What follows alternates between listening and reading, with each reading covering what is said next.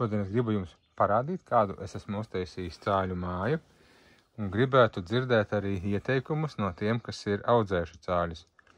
Man šobrīd ir divas mājas uztaisītas. Šī bija pirmā, ko es uztaisīju, bet tad katram gadījumam uztaisīju arī otru māju.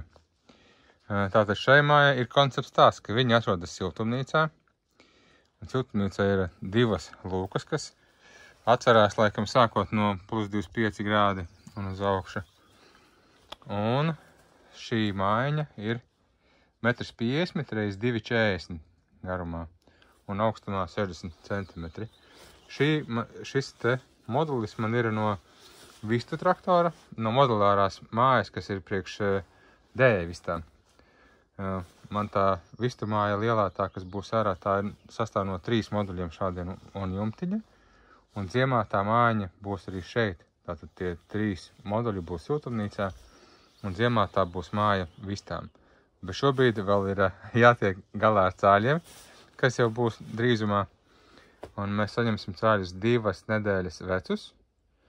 Un būri es uztaisīju tādu mājiņu. No visur apkārt viņam ir 2,5 cm metinātais siets ar 2,5 cm aci.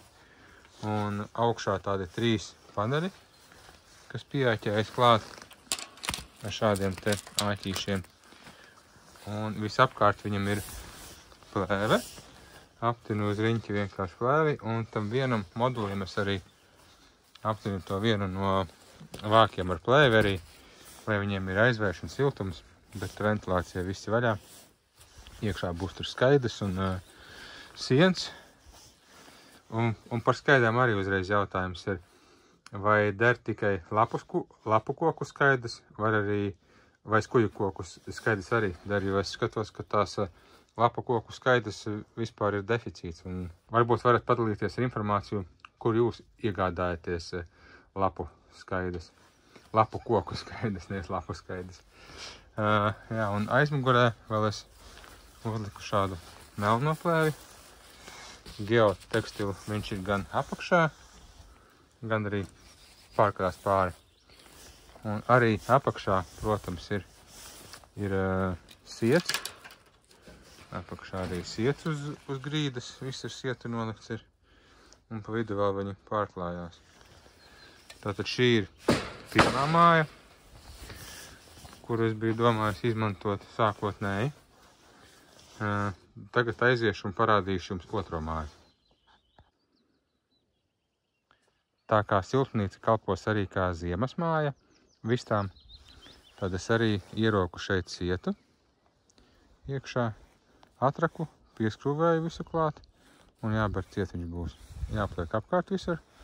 Te vēl nav salikts, bet būs. Tā ka būs dubultā aizsardzība, gan jau visa siltumnīca būs droša uz ierakšanos, un iekšā vēl būs vistu māja droša, un šai gadījumā arī cāļu māja droša būs salīdzinoša. Nu, es domāju, diezgan droša, bet es gribētu dzirdēt jūsu viedokli, protams, par šo. Bet tagad gan ejam uz otru māju.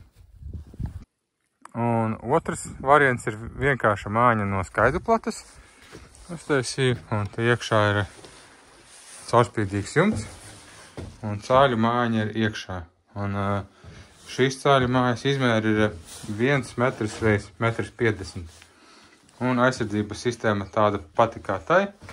Te ir visur siets, gan augšā, gan apakšā arī. Es paceļos tur. Un apkārt skaidru plati apliku vēl aizvējam. Nu, un no augšas arī sulikšu virsū kādu vēl tādu plati virsū, lai viņam ir omolīgāk. Nu, un iekšā abos divu variantos būs gan sildītājs, gan barotava, gan dzirdītava, gan pelni ar smiltīm, un grants būs atsevišķi. Tā ka tā, bet sākumā es gribēju saprast, kuru variantu jūs izvēlētos, jo man laikam šis patīk labāk, jo siltumnīcā, lai arī tur liekas drošāk šobrīd, bet tur var būt tā problēma ar to, ka viņa ātri var sakārst. Es ievēroju, ka, piemēram, tajās dienās, kad ir vairāk kā 20 grādi ārā, ja durvis ir ciet un pēkšņi uzspīd saule, tad tur diezgan ātri vienā brīdī tā temperatūra siltumnīcā uzceļās no 25 uz +42. Un, ja nenorēģē un netaisi durvis vaļā, tajā brīdī siltumnīcā, tad var būt diezgan sliktas sekas. Tāpēc šis variants, man liekas, tādā ziņā vienkāršāks, jo telpu uzsildīt ir vieglāk nekā atdzesēt viņu.